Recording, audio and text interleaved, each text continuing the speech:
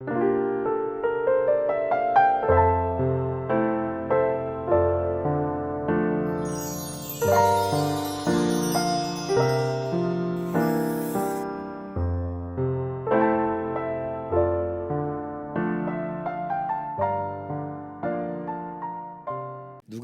6장 1절에서 11절까지 말씀을 교독하겠습니다. 안식일에 예수께서 밀밭 사이로 지나가실새 제자들이 이삭을 잘라 손으로 비비어 먹으니 어떤 바리새인들이 말하되 어찌하여 안식일에 하지 못할 일을 하느냐. 예수께서 대답하여 이르시되 다윗이 자기 및 자기와 함께한 자들이 시장할 때에 한 일을 읽지 못하였느냐. 그가 하나님의 전에 들어가서 다만 제사장 외에는 먹어서는 안 되는 진설병을 먹고 함께한 자들에게도 주지 아니하였느냐. 또 이르시되 인자는 안식일의 주인이니라 하시더라. 또 다른 안식일에 예수께서 회당에 들어가사 가르치실새 거기에 마른 사람이 있는지라.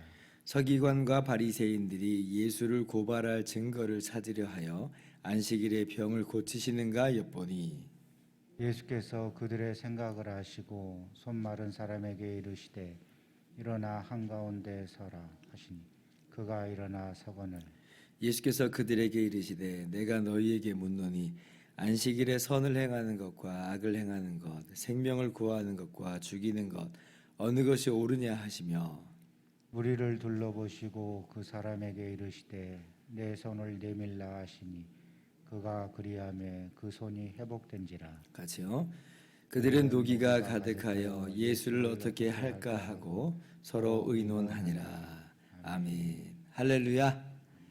하나님의 크신 은혜와 평강이 오늘도 변함없이 여러분 가운데 가득 넘치기를 주님의 이름으로 축원합니다. 어제 5장 마지막 부분에서요, 예수님께서 새 포도주는 새 부대에 넣어야 할 것이니라 이렇게 말씀하셨어요. 5장 38절 보세요. 예수님께서 이 땅에 오시는 것으로 새 시대가 열렸다라고 하는 거죠. 물론 이제 구약 시대와 완전 별다른 그러한 모양이다, 별다른 것을 의미한다, 그렇지는 않아요. 도리어 구약 시대의 예표로서 미리 보여준 것이 신약 시대의 실체로 임하시는 것이다라고 보는 것이죠. 그러나 우리가 알아야 될 게 뭐냐면 실체가 왔으면 예표는 그 기능을 다한 겁니다. 제가 종종 예를 들지만 아파트 모델하우스는 앞으로 아파트가 이렇게 지어질 겁니다 라고 보여주는 거예요. 아파트 다 지어지면 모델하우스는 다 그냥 없애야죠. 모델하우스에서 살 거 아니잖아요. 마찬가지예요. 우리가 무엇이 예표고 무엇이 실체인가라고 하는 것을 분명히 알아야 됩니다. 그런데 유대인들은 옛것이 익숙한 거예요. 옛것이 익숙해요. 늘상 해왔던 거거든요.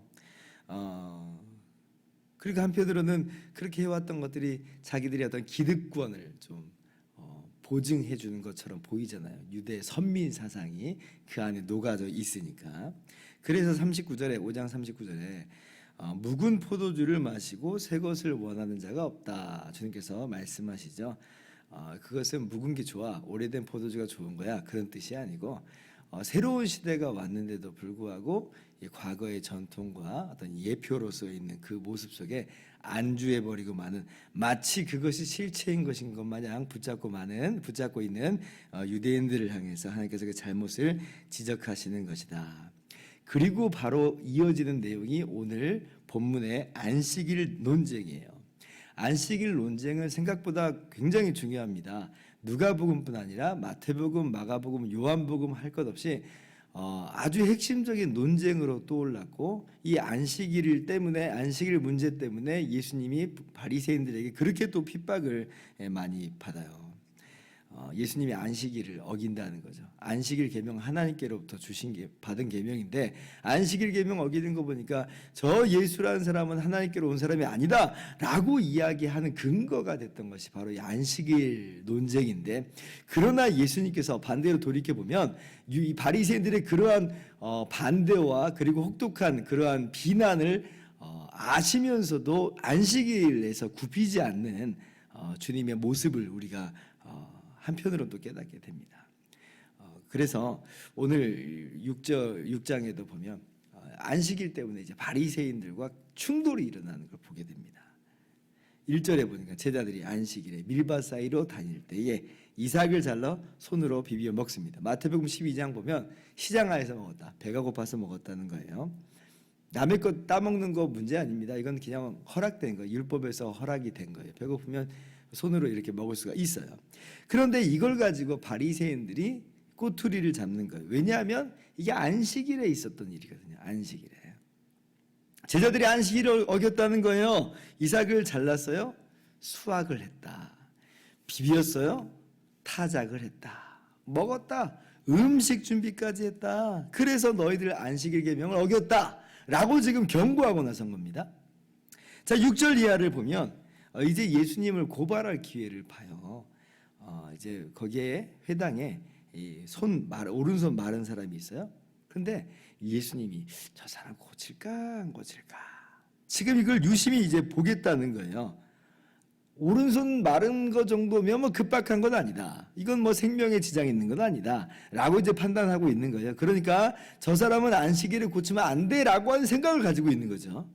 근데 예수님이 만약에 고치면 고발하겠다는 거예요. 고발하겠다는. 7절에 보면 고발하겠다.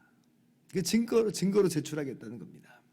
그러니까 얼마나 지금 이 유대인들, 바리새인들이 어이없는 모습을 오늘 취하고 있는지를 우리가 말씀 속에서 확인하게 되는 거죠. 유대인들은, 이 바리새인들은요, 안식일 계명을 문자적으로 이제 지키는 거죠. 문자적으로 일하지 말라. 그러니까 일하면 안 돼. 절대로 일하면 안 돼. 우리는 일하지 않는 것으로 하나님의 계명을 잘 지키는 거야라고 지금 나왔던 것이에요.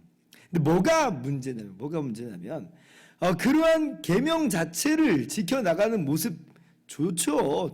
그러나 뭐가 문제냐면 왜 하나님이 그 계명을 이스라엘에게 주셨는지를 그걸 모르고 그냥 그거 지키기에만 급급한 거예요.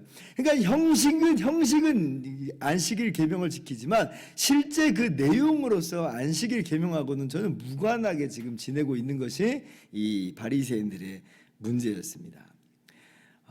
그러므로 하나님께서 구약에서 안식일 계명을 주신 이유를 알아야 돼요. 첫 번째, 하나님께서 출애굽기 20장에 보면 안식일 계명을 주신 이유가 뭐냐면 하나님의 창조로 말미암아 안식일을 기억하여 지키라 이렇게 말씀하시죠. 하나님께서 6일 동안 천지 만물을 창조하시고 일곱째 날, 제7일 날 안식을 하십니다. 인간은 6일째 창조가 됐죠. 마지막 이 피조물로서 창조가 된 거예요. 그래서 7일이 시작됐을 때는 이제 이제 지음받은 인간을 비롯하여서 천지 만물이 하나님의 안식 속에서 그 안식을 누리는 거예요. 그러니까 그렇기 때문에 이 안식이라고 하는 것은 하나님의 창조의 종교이에요. 만물은 뭐냐면 하나님의 그 만드신 만물, 완성된 만물을 누리는 거예요. 그 복된 안식을, 그 기쁨과 그 평화를, 참된 안식을 누리는 게 안식입니다. 그래서 안식일은 그걸 기억하라는 거예요. 하나님께서 이루신 복된 안식을 기억하고 누리라고 하는 거예요. 자, 그런데 이제 두 번째 유래가 나와요. 신명기 5장에 다시 한번 십계명이 또 나오는데 거기에서는 이제 안식일 지키라고 하는 이유가 좀 다르게 설명이 됩니다. 자, 문제가 뭐냐면 하나님께서 그렇게 제7일째 안식하시고 모든 피조물이 그 복된 안식을 누리게 하셨는데 어떻게 됐어요?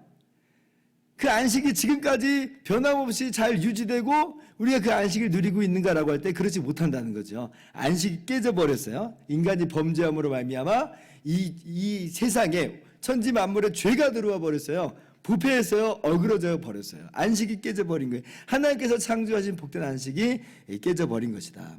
그래서 하나님께서 이제 어떻게 말씀하시냐면 이스라엘을 애굽에서 건져낸 것으로 안식일을 이제 지킬 것을 이제 명하십니다. 이게 뭐냐면 이 이스라엘을 애굽에서 구원해 내신 것은 마치 안식을 잃어버린 그 인간을 다시 안식 속으로 구원하시는 구원 사건을 예표해 주는 거예요. 그것을 예표해 주면서 안식일을 지켜라. 그럼 무슨 말이냐면 그러면 이 비참한 안식이 깨진 인류를 하나님께서 구원해 내실 것인데 그 구원해 내심으로 말미암아 안식을 다시 기억하고 지킬 것을 이야기하고 있어요. 이를테면 하나님의 재창조 사역이 그 이스라엘을 건져내신 것 속에서 나타나는 것이죠. 그래서 이제 메시아를 하나님께서 약속하셨잖아요. 메시아를 약속하시고 메시아가 오실 때에 진짜로 이 참된 안식이 이스라엘에게, 사실은 온 인류에게 주어질 것이다 라고 이제 신명기 5장은 그런 의미와 맥락 속에서 안식일을 지키라 말씀한 겁니다. 그래서 이스라엘이 안식일을 지키는 건 뭐냐면 메시아가 오셔서 하나님의 그 안식을 회복하시는 것을 예표로서 미리 선취하는 거예요. 미리 바라보고 지키는 거예요. 동시에 메시아가 오셔서 그 안식을 회복하실 것을 기대하는 거예요. 기대하는 거죠. 기대하면서 기억하는 거예요. 메시아를 기억하는 거예요. 쉽게 말하면 이게 바로 안식일을 기억하여 거룩하게 지키라라고 하는 본래 뜻입니다. 자, 그러면 이러한 복된 안식이 언제 완성이 됐어요? 예수님께서 오심으로, 성육신 하심으로, 그리고 십자가 사건에서 이 안식이 다시 회복된 거예요. 깨어진 인류의 안식이 회복됐어요. 하나님과의 관계가 깨졌어요. 하나님 앞에서 평강이 없었어요. 그러나 예수님이 우리의 모든 죄값을 다 지불하심으로 말미암아 하나님과 우리 사이가 다시 화목하게 됐어요. 평화하게 됐어요. 만물이 다시 질서를 잡게 됐어요. 참된 안식이 예수 그리스도 안에서 회복됐다. 이게 새로운 질서예요. 이게 새 창조예요. 이게 새 포도주인 거예요. 그래서 예수 그리스도 안에 있는 자는 새로운 피조물입니다. 새로운 세상이 열린 거예요. 그래서 인자는 안식일의 주인이시라 그러죠. 하나님 예수님께서 창조주이실 뿐 아니라 구원자로서 안식을 회복시키시고 그 안식을 창조하셔서 우리에게 갖다 주신 거예요. 이러한 맥락을 우리가 함께 보아야 됩니다. 따라서 예수 그리스도 안에 있는 자는 안식 가운데 들어갔다. 따라서 오늘 예수님 안에서 함께 이 구원 사역에 참여하고 있는 제자들이 이삭 비비어 먹는 것, 이게 무슨 문제가 되겠어요? 심지어는 그들의 굶주림이라고 하는 것을 때우는 것이었다면 안식을 회복시키는 것으로서 그것도 의미가 있는 건 아니겠어요? 자, 예수님께서 병을 고치신 것, 이거야말로 안식을 예수님께서 가져다 주신 것을 잘 보여주는 사건이죠. 이와 같이 예수님께서 죄에 빠진 안식이 없었던 인류를 안식 가운데로 회복시키셨다라고 하는 거예요. 그러므로 우리가 알아야 될 건 뭐냐면 예수님께서 안식일의 주인, 안식을 창조하시고 안식을 회복하셔서 우리에게 가져다 주신 것을 알고 우리가 단지 일하지 않는 것으로 그렇게 여길 것이 아니라 우리에게 안식을 가져다 주신 주님을 누리며 주님께 감사하며 주님을 예배하며 주님을 영화롭게 하는 것으로 우리가 살아가는 거죠. 어저께 소율이 본다. 사람의 제일 되는 목적이 무엇인가? 하나님을 영화롭게 하고 영원토록 그를 즐거워하는 것이다. 이것이 참되게 안식을 누리는 거예요. 그러므로 오늘날 우리 기독교계도 두 가지 의견이 있죠.